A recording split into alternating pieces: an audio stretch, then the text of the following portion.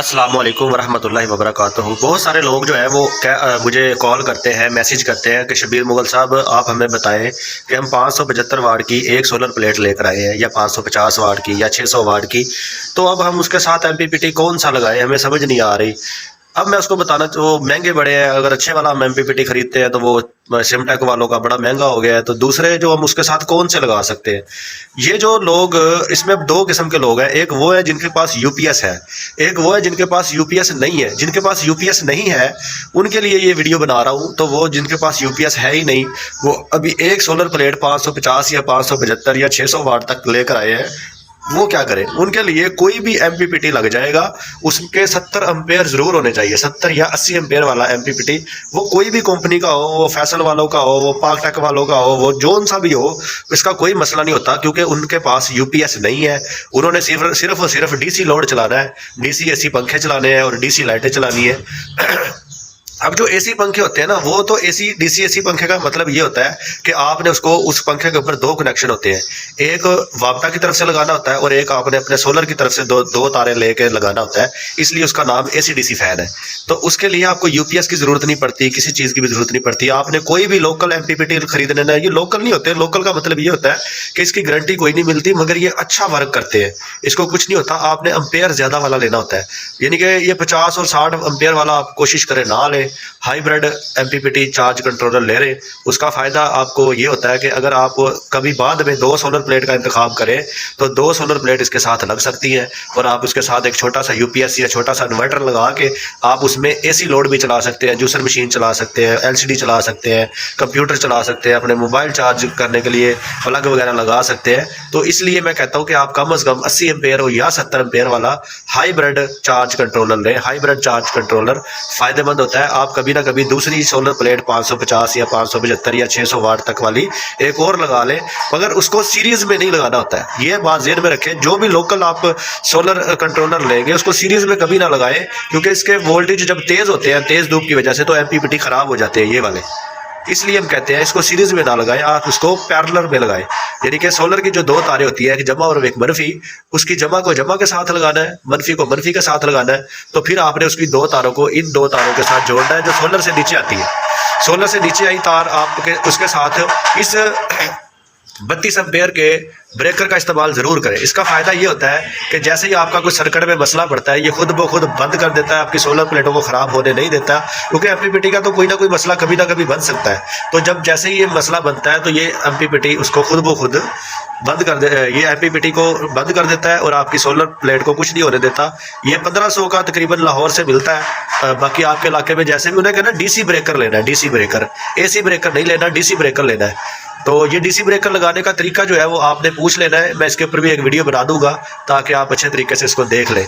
अब आप लोगों को समझ आ रही होगी, एक प्लेट जिसने लेनी है उस एक प्लेट पे आपके 4 पंखे एसी डीसी फैन चल सकते हैं। 4 पंखे, एक सोलर प्लेट 550 से लेकर 600 वाट वाली, जितनी भी इसके दरमियान में प्लेटें कोई वाट है, उसके ऊपर 4 एसी डीसी पंखे चल सकते हैं और 10 आपके बल्ब सोलर वाले चल सकते हैं, जो डीसी बल्ब होते हैं।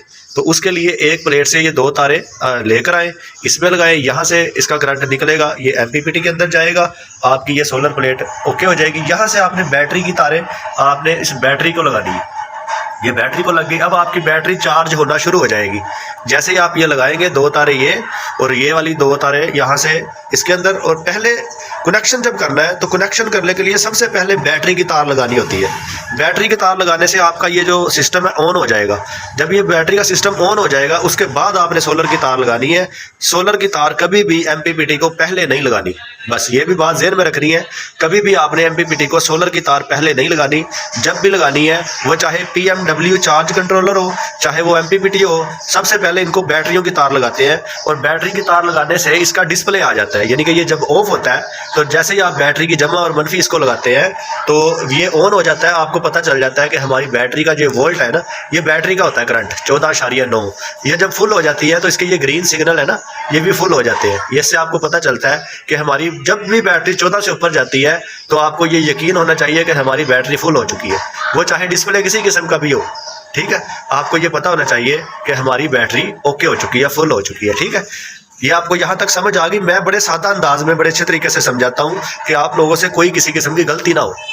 अब जब आपको ये पता चल चुका है कि हमने यहाँ से कनेक्शन करके बैटरी को दिया है, सोलर को दिया है, अब हमारी बैटरी चार्ज होनी शुरू हुई है, तो अब हमने इसका लोड चलाना है, हमने AC DC पंखे चलाने हैं, हमने लाइटें चलानी है। वो कैसे चलाएं? अब आपने करना ये है कि आपने ये जो बैटरी की तार है ना, जो बैटरी की तार आपने इधर लगा रखी है, ये देखें, इसके नीचे जो बैटरी की तार लगा रखी है उसी में से कनेक्शन 2 तारें और निकाल ली है, एक जमा और एक मनफी।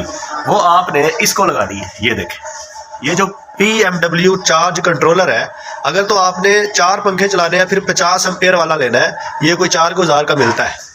फिर आपने ये वाला 50 एम्पेयर वाला PMW चार्ज कंट्रोलर लेना है। इसका ये फ़ायदा होता है कि ये आपके 4 पंखे, सारी लाइटें भी चलती हो तो इसको कुछ नहीं होता। ये बड़ा अच्छा है ये, क्योंकि हमने एक बार ही लेनी होती है। ये अच्छे वाला लेना चाहिए ताकि आपको फ़ायदा हो। अगर कोई कहता है जी हमने तो सिर्फ 2 पंखे और 4-5 लाइटें चलानी है, फिर वो एक और इससे सस्ता भी होता है, वो 2200, 2300, 3000, 2800, वो जो मर्जी लगा ले, बस 30 एम्पेयर का लेके लगा ले तो वो भी अच्छा है। अच्छा, अब इसका ये देख ले, अब इसका क्या करना है। जब हमने इसकी बैटरी की तारें इसको लगानी है तो इसका डिस्प्ले ऑन हो जाएगा। जब भी इसको भी कुछ करना है तो सबसे पहले इसकी भी बैटरी की तारें हमने इसी से ही लगा लेनी है, क्योंकि यहाँ से बैटरी की तार ऊपर जा रही है तो उसी बैटरी का करंट इधर भी है, तो लिहाजा हम इधर से ही ले लेंगे। हम इतनी लंबी तार नहीं लगाएंगे, हम बैटरी से भी इसको लगा सकते हैं, वो मसला कोई नहीं है, मगर हम इधर से ही लगा लेंगे क्योंकि करीब करीब है ना। तो इधर से ये छोटी सी तार लगेगी और हमारा ये वाला डिस्प्ले भी ऑन हो जाएगा। जब ये डिस्प्ले ऑन हो जाएगा तो अब आपने क्या करना है, ये देखिए, ये बैटरी की तार प्लस के साथ माइनस के साथ लग गई। अब इधर आपने सोलर की तार नहीं लगानी, कोई सोलर की तार नहीं लगानी, क्योंकि हमने सोलर की तार इस MPPT में लगा दी है। इसमें हमें MP लगाने की जरूरत नहीं है। इसको हमने इसलिए लगाया है कि हम यहां से अपना लोड चलाएंगे। ये देखें, ये बल्ब बना हुआ है, ये गौर से देखें, ये प्लस और ये माइनस, ये हमारे लोड का बटन है जहां से हमने इसको लोड चलाना है, लाइटें चलानी है, पंखे चलाने हैं। ये वो 2 पॉइंट है, ये हर एक के ऊपर इधर होते हैं। ठीक है, अब हमने इसमें 2 तारें क्यों लगाई है, क्योंकि ये तार बारीक थी, इसलिए मैंने इसको डबल करके मोटा कर लिया है। इसको भी डबल करके, ये जो पीछे, इसको भी मोटा कर लिया है, क्योंकि अगर मोटी तार होती तो फिर हमने एक ही लगानी थी, हमें डबल की जरूरत नहीं थी। इसको भी छोटी छोटी तार काट ली है, ये देखें, बस इतनी इतनी तारें लगा के अब हमने क्या किया है, ये पंखे की तार जो है हमने अच्छी वाली मोटी वाली लगाई है और इसको इधर ला के जमा को इसके साथ जोड़ दिया है और इसकी मनफी को हमने वो पीछे मनफी के साथ जोड़ दिया है। ये पंखे में से डायरेक्ट जहां पे हमने DC तार लगानी है, ये वहां से यहाँ लेकर आया हूँ और मैंने इसके साथ जोड़ा है। अलहदा पंखे की तार के साथ कोई और किसी किस्म की तार हमने नहीं लगानी, लाइटों की तार नहीं लगानी, दूसरे पंखे की तार नहीं लगानी। एक पंखे को, ये एक पंखे के लिए डबल तार हमने लेकर आनी है, वही हमने इसको लगानी है। इस पंखे की तार के साथ दूसरा किसी किस्म का कोई पंखा नहीं लगाना, कोई लाइट नहीं लगानी। इसकी ये तार अलहदा से लेकर आनी है और इधर ला के जोड़ देनी है। उसके बाद हमारी लाइटों का मसला है, लाइटों के लिए भी तार बारीक चल जाती है, तो उसमें लाइटों की भी एक जमा और एक मनफी ला के इधर ला के जोड़ देनी है। इसी तरह अगर आप दूसरा पंखा चलाना चाहते हैं तो उसकी भी अलहदा से तार ला के वो भी इधर ला के जोड़नी है। ये इकट्ठी इधर ला के जोड़ने का देखें ना, ये कितनी तारें हो जाती हैं। मगर इसका फायदा आपको क्या होता है कि आपका एक पंखा जब आप चलाएंगे तो दूसरा पंखा चलाएंगे तो वो उससे स्लो नहीं होता। ये सारी की सारी लहदा तारें लगाने से ये फायदा होता है कि जब आप अपना पंखा एक चलाएंगे तो वो भी उसी स्पीड में चलेगा, जब दूसरा चलाएंगे वो भी उसी स्पीड में चलेगा, जब लाइटें चलाएंगे तो लाइटों की रोशनी में भी फर्क नहीं पड़ेगा। तो ये लोग बड़ी गलती करते हैं, मेरे पास फोन आते हैं कि जनाब हम पंखा चलाते हैं तो हमारी लाइटें मध्यम हो जाती है। वो इसलिए मध्यम हो जाती है कि आपने पंखे की तार में से ही लाइटों की तार लगाई होती है, जिसकी वजह से जब पंखा चलता है तो वो उसकी लाइटों को, बिजली को खींच लेता है और आपकी लाइटें जो मध्यम पड़ जाती हैं। मुझे उम्मीद है कि मेरे दोस्त भाइयों को जिन्होंने सिर्फ DC वायरिंग करनी है उनको इस सेटअप की बड़ी अच्छी समझ आई होगी। सादा अंदाज में समझाया है, बड़ी उम्मीद है मेरे दोस्तों को सही समझ आई होगी। अगर किसी को फिर भी कोई कंफ्यूजन है तो आप मेरे कमेंट में, ये कमेंट बॉक्स में मैसेज करें, इंशाल्लाह मैं उनको जवाब दूंगा, चेक करूंगा। अगर नहीं तो आप मेरे WhatsApp नंबर पे मैसेज छोड़ दिया करें, कोशिश किया करें फ़ोन ना किया करें, क्योंकि फ़ोन मुझे बहुत ज़्यादा आते हैं, फिर मैं रिसीव नहीं कर पाता, उसमें टाइम ज़्यादा लगता है। मैसेज छोड़ दिया करें, मैं आपके मैसेज का जवाब दे देता हूं, तो आपकी कन्फ्यूजन सारी की सारी दूर हो जाएगी। लेकिन जिस तरीके से मैंने आपको समझाया है, मुझे उम्मीद है आपको बड़ी अच्छे तरीके से समझ आई होगी। शबीर मुगल आपका प्यारा भाई, आपका दोस्त। आप मेरे चैनल को सब्सक्राइब करें, आप शेयर करें, अपने दोस्तों को बताएं, सबको बताएं, ताकि ये सदका जारी है, उनका कोई भी काम जो है वो अच्छे तरीके से वर्क करे। ये लगाना बहुत आसान है, इसको कोई भी घर में अपने लगा सकता है। अस्सलाम वालेकुम व रहमतुल्लाह।